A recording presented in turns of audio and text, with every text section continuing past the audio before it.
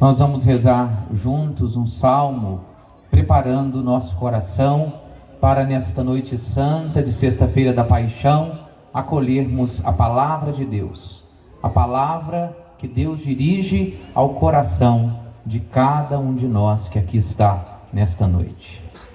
Todos dirão juntos: o Senhor é minha luz e salvação, de quem eu terei medo?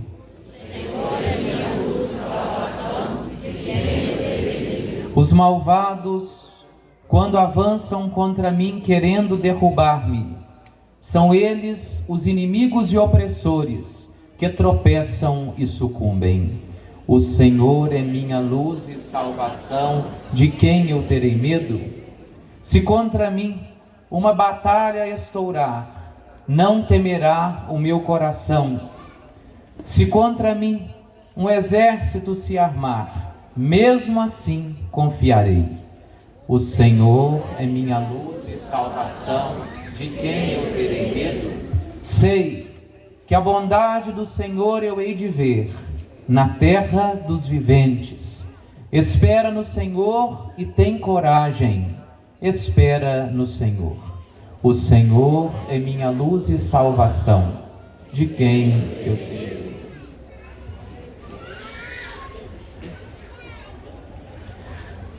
A trágica cena do Gólgota. Jesus jaz morto na cruz. O corpo de Jesus está coberto do sangue que perdeu desde a flagelação até o golpe da lança do soldado romano.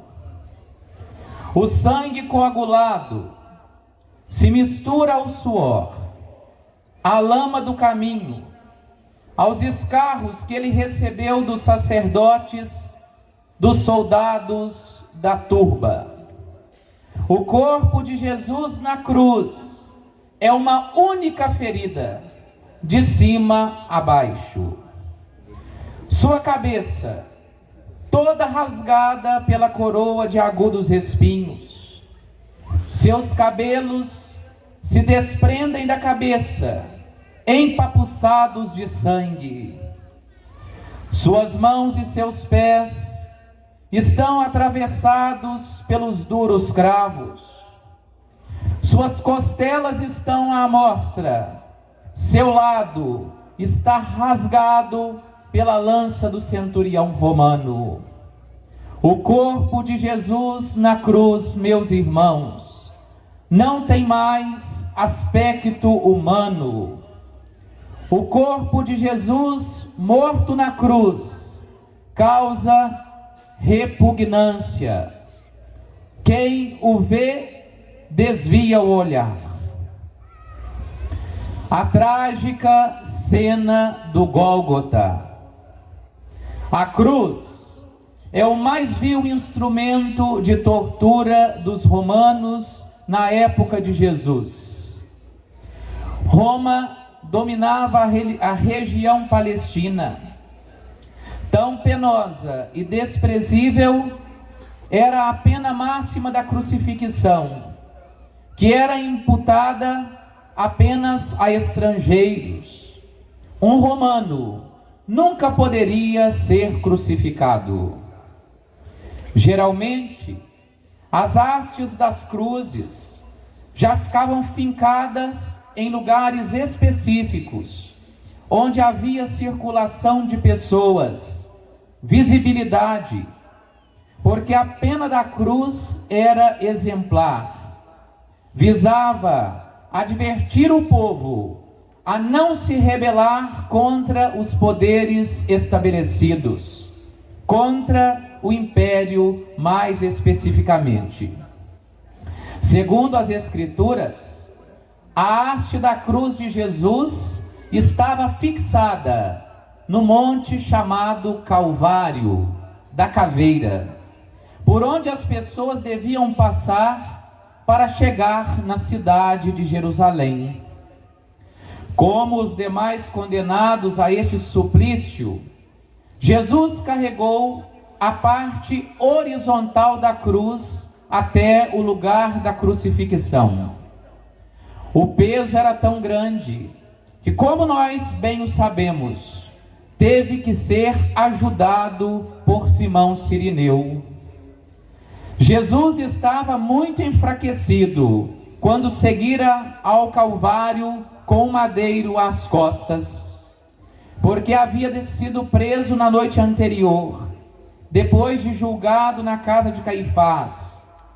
Foi levado a Pilatos manietado, julgado, sofreu ali no pretório de Pilatos uma horrenda flagelação, recebendo 40 chibatadas menos uma. Nesta flagelação com varas e açoites, o corpo de Jesus foi dilacerado. Perdeu muito sangue, estava sem se alimentar, nem mesmo água lhe deram. Suas forças já estavam no fim. No trajeto até o Calvário, os soldados faziam ainda muito mal a Jesus, o empurravam para que caísse, lhe batiam, o insultavam. Muitas quedas, muitas feridas abertas no caminho do Calvário. No alto do Calvário, despido de suas vestes, sem aceitar uma mistura anestésica que se oferecia aos que seriam crucificados, Jesus foi pregado com violência na cruz.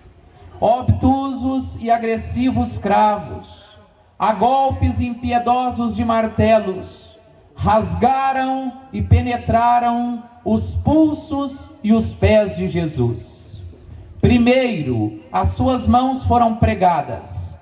Em seguida, içaram com cordas a haste vertical da cruz, com o corpo estendido na haste vertical que já estava fixada. E assim, pregaram também os pés de Jesus ao madeiro. Foram 6 horas de terrível agonia. Um homem preso pelas mãos e os pés, para respirar crucificado, teria que fazer força para empurrar o corpo para a frente e para o alto, e assim buscar o ar. O que rasgava mais os pés firmados nos cravos, e também as mãos do crucificado. A causa da morte do crucificado era asfixia, senão lhe apressavam a morte de outra forma, como fizeram com os ladrões que foram crucificados também. A trágica cena do Gólgota. É aterrador ver estática aos pés da cruz, mirando o corpo de Jesus, ou o infinito, Maria, a sua mãe. É fácil perceber esta mãe em estado de choque. Seu semblante é aterrador. Seus nervos estão enrijecidos. Sua mandíbula está travada. Seu corpo está como que anestesiado. O que parece é que naquela sexta-feira, todo o peso da idade caiu sobre esta mãe. A violência cometida contra o filho foi absurda. Nunca Maria poderia imaginar que fariam algo tão terrível com o seu filho, que era tão bom, e ela, melhor do que ninguém, o sabia, da bondade, da integridade de Jesus. Maria só estava ali. Não teve o que fazer em todo o sofrimento do filho. Só ofereceu a sua presença, o seu silêncio, a sua impotência. Talvez mais estarrecedora que a cena horrenda do corpo morto do crucificado é a cena da mãe nesta situação. O filho morto já não sofre. A mãe viva é puro sofrimento. Não há gritos, não há reclamações, não há lamúrias, não há impropérios por parte de Maria. Maria e o silêncio. Maria e o seu eloquente silêncio. A trágica cena do Gólgota. Poucos amigos. Era de se esperar. Cada um dos amigos de Jesus reagiu de uma maneira à sua paixão. E nos cabe lembrar que ele, como mestre excelente, havia predito muitas vezes aos discípulos que seria rejeitado e sofreria, morreria. E mesmo assim, muitos deles fugiram na paixão, a maioria. Pedro chegou a negar Jesus na casa do sumo sacerdote por 3 vezes. Mas, ao mesmo tempo, são notórias as presenças de João, irmão de Tiago, filho de Zebedeu, primo de Jesus, da sua mãe, Maria de Cleofas, de Maria Madalena, irmã de Marta e Lázaro, amigos de Jesus, de Maria Salomé e outras mulheres. Os amigos choram, lamentam, consolam Maria. Também os amigos de Jesus só ofertam a sua presença e a sua impotência. Eles fizeram o caminho com Jesus, tanto o caminho missionário, quanto o caminho da dor do Calvário. Sabiam da índole de Jesus e estavam estarrecidos, também aterrorizados, diante de todo o sofrimento, de todo o mal que fizeram contra Jesus. No extremo da tristeza, da angústia, do desconsolo, estão estes solícitos amigos de Jesus. A trágica cena do Gólgota.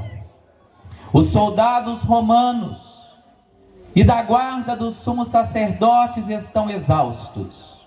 Para eles, o que fizeram era algo trivial. O mal lhes era transparente, graças à situação social na qual estavam inseridos. Só cumpriam ordens. A violência usada contra Jesus era para eles só a execução de um ofício. Riam diante do corpo morto de Jesus, caçoavam, zombavam, jogavam e sorteavam as vestes de Jesus. Para eles, era apenas mais um que mataram. Não tinha nada de especial em Jesus. Segundo a Escritura, somente o centurião romano, que abriu o lado de Jesus com a lança, reconheceu que de verdade Jesus é o Filho de Deus. A crueldade cegara os olhos daqueles homens. Ainda os sacerdotes e os anciãos, a multidão anônima, zombavam de Jesus, zombavam de Maria, sua mãe, zombavam de seus discípulos. Os ricos e grandes, religiosos e políticos, com seus interesses pessoais, querendo manter o sistema corrompido e injusto contra o qual Jesus se levantou, se manifestavam. A multidão, como sempre, manipulada pelo pão e pelo circo, se deixando levar pela aparência e achando que o que é bom é aparentemente o que é mais forte. A trágica cena do Gólgota. Ao meio-dia, o sol deixou de brilhar naquela sexta-feira santa. A terra foi coberta de trevas. Jesus fora crucificado às 9 horas da manhã. expirou às 15 horas. A terra se enlutou. O véu do santuário se rasgou de cima a baixo. Muitas rochas se fenderam. Muitos mortos ressuscitaram. E nos lugares santos foram vistos por testemunhas, segundo as Escrituras. Houve forte tremor de terra. Todo o criado se manifestou através de fenômenos físicos, quando da morte de Jesus na cruz, de sua paixão. Aquele dia se fez noite. Meus irmãos e minhas irmãs, diante desta trágica cena, da trágica, comovente e horrível cena do Gólgota, nos atenhamos ao mistério da salvação, que toca profundamente a nossa vida, que toca a história da humanidade. Rapidamente, meus irmãos, nos lembremos de uma outra cena, oposta a esta que temos aqui diante dos nossos olhos, em muitos sentidos.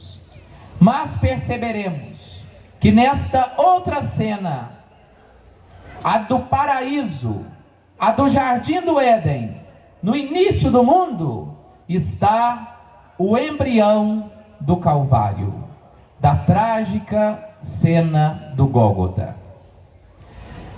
Meus irmãos, Deus chamou todas as coisas à existência, criou o paraíso terrestre. Nada dos horrores do Calvário, mas veremos que lá no Éden está o embrião do Calvário. No paraíso, no jardim do Éden, só beleza e satisfação. Todos os seres estão em harmonia, não há dor, não há sofrimento. Os nossos primeiros pais, Adão e Eva, foram criados em estado de graça por Deus, à sua imagem e semelhança. No Calvário estão um homem e uma mulher, Jesus e Maria. No Éden estão também um homem e uma mulher, Adão e Eva. No Calvário está a árvore da cruz. No paraíso, a árvore do conhecimento do bem e do mal, no meio do jardim, cujo fruto era proibido como alimento. O embrião do Calvário está no paraíso, porque é a desobediência de Adão que exigirá a obediência de Cristo na cruz. É a obediência, ou melhor, a desobediência de Eva, que pedirá a obediência de Maria aos pés da cruz. A desobediência de Adão e Eva desencadeará o que chamamos de pecado original, que é a possibilidade de pecar presente em cada pessoa humana. O saldo da má escolha do Éden foram, nós bem o sabemos, o pecado e a morte. Mas onde abundou o pecado, superabundou a graça de Deus. Toda a beleza do Éden ficou comprometida pela má escolha, pela desobediência dos nossos primeiros pais. Mas se há a possibilidade do pecado, já lá no Éden, Deus anunciou a certeza da salvação. Deus não deixará o homem longe de si, perdido no pecado. Ele o resgatará. Eis que o descendente da mulher esmagará a cabeça da sedutora e infernal serpente. Aqui está o primeiro anúncio do Evangelho, da salvação da humanidade ofertada por Deus em Cristo, que é o descendente da mulher, que liberta do pecado e da morte. Aqui está o primeiro anúncio da cruz salvadora. Toda a beleza do Éden será recuperada pelo horror do Calvário. São Paulo elucida que se por um só homem, Adão desobediente, o pecado entrou no mundo, por um só homem, pela obediência de um só, a salvação abrange todo o gênero humano. Jesus é o novo Adão, que recupera para Deus toda a humanidade na sua entrega amorosa. Assim, Maria é a nova Eva, mãe da humanidade redimida pelo sacrifício do seu Filho. A árvore do paraíso traz em si o fruto do pecado. A árvore da cruz que temos aqui diante de nós, sem igual, traz em si o fruto da salvação, que é Jesus Cristo que se entrega, que se dá no seu amor serviço pelo mundo. A beleza do Éden é recuperada pelo horror do Calvário. Hoje, meus irmãos, nos aproximamos da árvore da cruz e do seu bendito fruto, Jesus que se entregou à morte.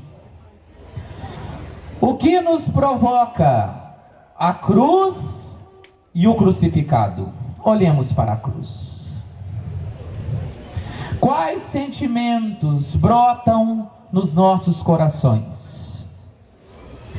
Não é esta cena comum, de forma que não nos atraia e nos provoque interiormente. Tanto é verdade que, assim como os nossos antepassados, nós estamos aqui, esta multidão nesta noite, mirando mais uma vez este trágico cenário. Eu vos exorto, olhem para a cruz. Eu vos exorto, irmãos e irmãs, diante da cruz, diante de Jesus crucificado. Irmãos, deixai-vos reconciliar com Deus. Rasgai diante dele os vossos corações. Revesti-vos do homem novo, a estrutura de Cristo. Nascei de novo, renovados pela graça de Deus. Renovai, irmãos, o vosso espírito e a vossa mentalidade. Este é o apelo da cruz que estamos a fitar. Ninguém de nós que aqui está pode voltar para a própria realidade como chegou aqui. Andamos cansados, andamos abatidos, andamos deprimidos, andamos como ovelhas que não têm pastor. Pesa sobre os nossos ombros o jugo da cruz, o peso dos nossos pecados e do pecado estrutural, o pecado da sociedade nos assola. Estamos aqui porque sabemos que na força do Espírito Santo, Jesus nos chamou. Vinde a mim, vós todos que estáis cansados sob o peso dos vossos fardos, e eu vos aliviarei, eu vos darei descanso. Nós somos as ovelhas do redil de Jesus, bom e belo pastor. Conhecemos a sua voz, a acolhemos. Viemos aqui e queremos ser cuidados por Ele.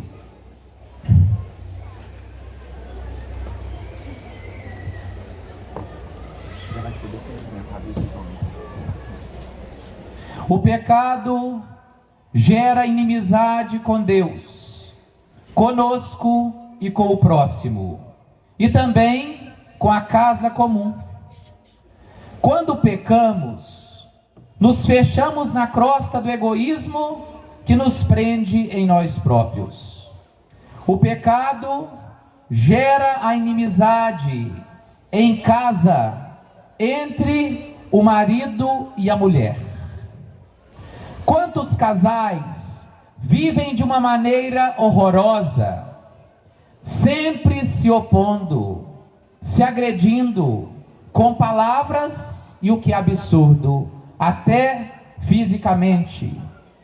Há relações maritais que estão um inferno. Quantos pais e filhos que não se respeitam, que não demonstram carinho, não demonstram afeto, que nem mesmo se consideram. Nossa casa, nossa família deve ser lugar de respeito, de cumplicidade, de partilha, de acolhida incondicional.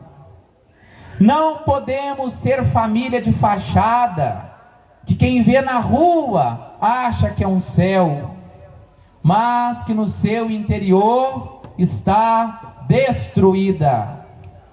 Só a cruz de Cristo pode gerar amizade em nossas casas, em nossas famílias. Vamos repetir juntos: Senhor Jesus, libertai nossas famílias da inimizade, da rivalidade, da violência doméstica, da hipocrisia.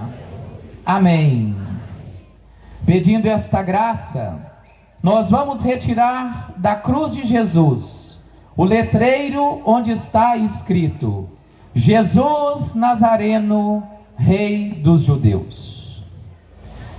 Vamos pedir agora também juntos a Jesus: Senhor Jesus, seja o Rei das nossas casas, seja o Rei da minha casa, seja o Senhor da minha casa e da minha família. Amém. Se Jesus for o Rei das nossas casas, o marido respeitará a esposa e vice-versa. Os filhos honrarão os pais acolherão os seus filhos.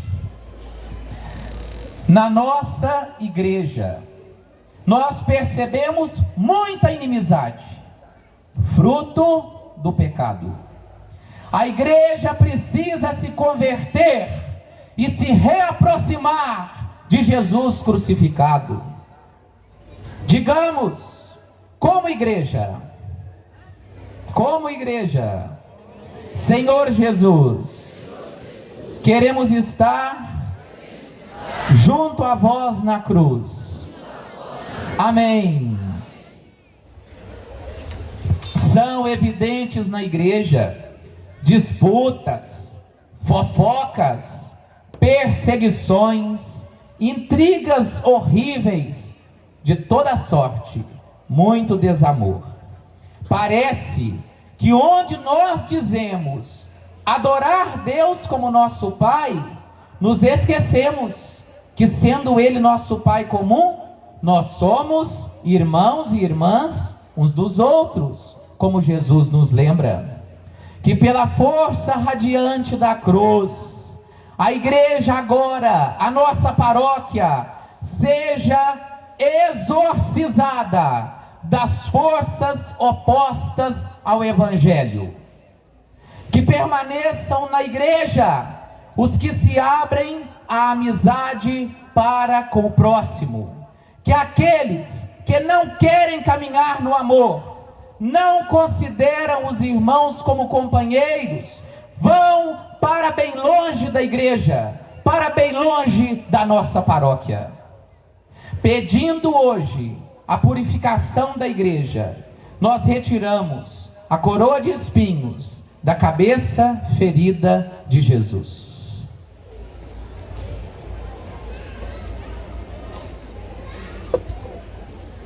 E digamos juntos: Jesus, pelos padecimentos que sofrestes, na coroação de espinhos, purificai a vossa igreja. Amém. Para longe da igreja, o poder das trevas, a nuvem negra de Satanás, que é a inimizade. Pelas dores que os espinhos dessa coroa lhe causaram, Senhor Jesus, que haja respeito, que haja amor, que haja unidade na vossa igreja. Entre nossos adolescentes e jovens, percebemos a inimizade, fruto do pecado. As drogas, os vícios de toda sorte aliciam os nossos jovens, que não conseguem perceber que estes são seus inimigos ferozes. Quantos adolescentes e jovens aceitam convites que parecem não importantes, que os levarão para o fundo do abismo a todo instante. Queremos nossa juventude livre das drogas, livre da escravidão virtual, livre do fechamento a Deus e à igreja. Em favor da juventude, despreguemos as mãos de Cristo da cruz, pedindo: mãos poderosas de Jesus Cristo, repousai sobre nossos adolescentes e jovens, libertai-os do poder das trevas, dai-lhes a força do Espírito Santo, para que sejam nossos jovens, nossos adolescentes, libertados da escravidão do pecado, que tanto os oprime. Amém. Que pelas chagas abertas das mãos do Senhor, haja amizade entre os jovens, boas amizades entre os nossos jovens, amizades que brotam da amizade com Deus, em sua palavra e na Eucaristia. Jovens que aqui estão, busquem força em Deus, busquem força na palavra e na Eucaristia para vencerdes o maligno.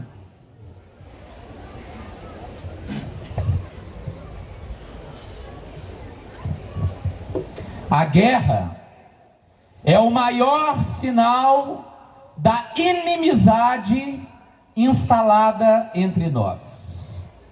O horror absurdo da guerra, como muitos querem afirmar, não é natural. Quem afirma que a guerra precisa acontecer, que está a favor de uma atrocidade absurda como esta, é porque está confortável no interior da sua casa. Não perdeu um filho para a guerra ou um membro de sua família num conflito e não sabe o que diz.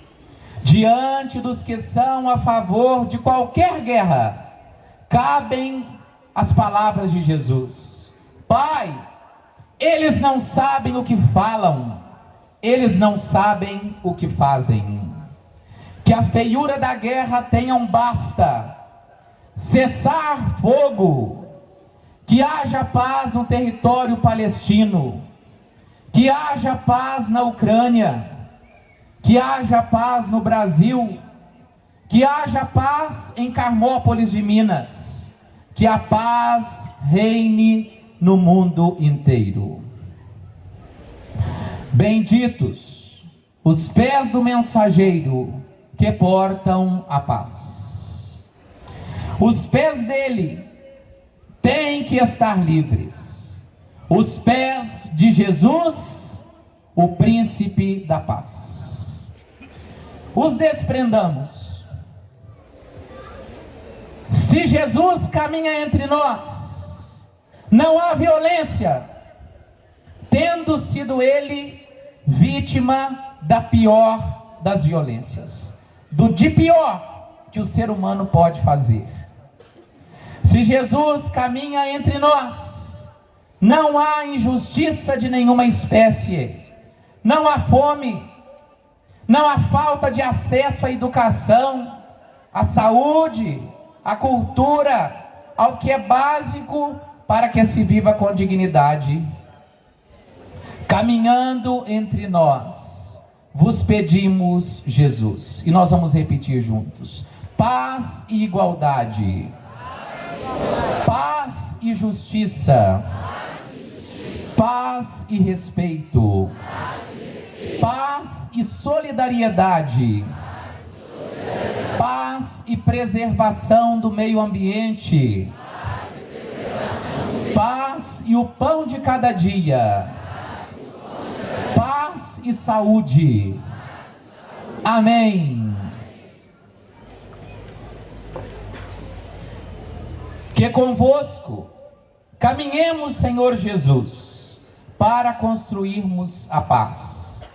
Que com as mangas arregaçadas sejamos construtores da paz. A árvore do bem e do mal no jardim do Éden produziu um fruto que gerou a inimizade. A árvore da cruz, a bendita árvore da cruz, produziu um fruto que estabeleceu amizade definitiva entre Deus e os homens. A árvore da cruz, a bendita árvore da cruz, produziu um fruto que une os homens entre si. Quando eu for elevado da terra, atrairei todos unidos a mim. A morte de Cristo, sua dor, sua entrega, visam a nossa proximidade com Deus, que é impossível sem a união entre nós. Quem diz que ama a Deus a quem não vê, mas não ama o irmão que está a seu lado, é um mentiroso. Agora, nós acompanhamos piedosamente, e o corpo de Jesus será retirado da árvore da cruz. É o fruto da salvação, é o fruto da libertação. É revelado todo o amor de Deus quando Jesus, seu Filho, dá a sua vida pelos irmãos, por nós, seus irmãos, suas irmãs. Sintamo-nos, irmãos, amados por Deus, nesta entrega de Cristo sem reservas. Sintamo-nos perdoados dos nossos pecados por Ele. Sintamos a força do Espírito Santo, que nos motiva a seguirmos nosso caminho com muita fé e alicerçados no amor.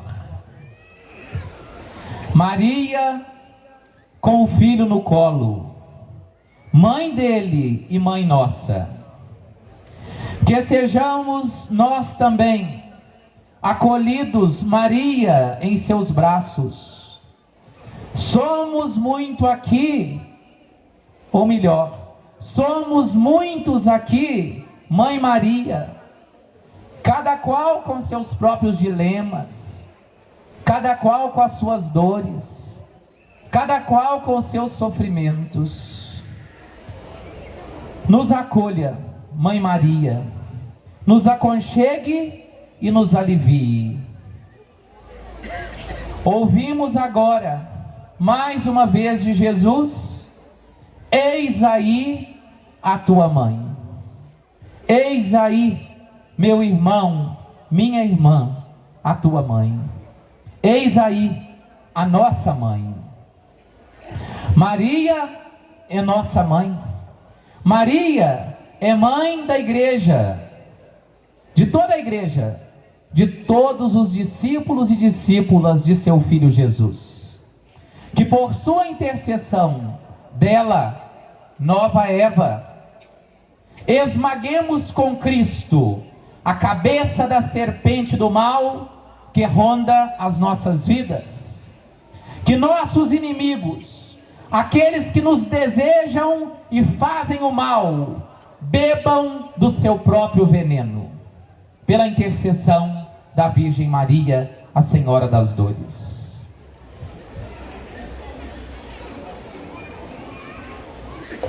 Ressurreição. Esta é a última palavra.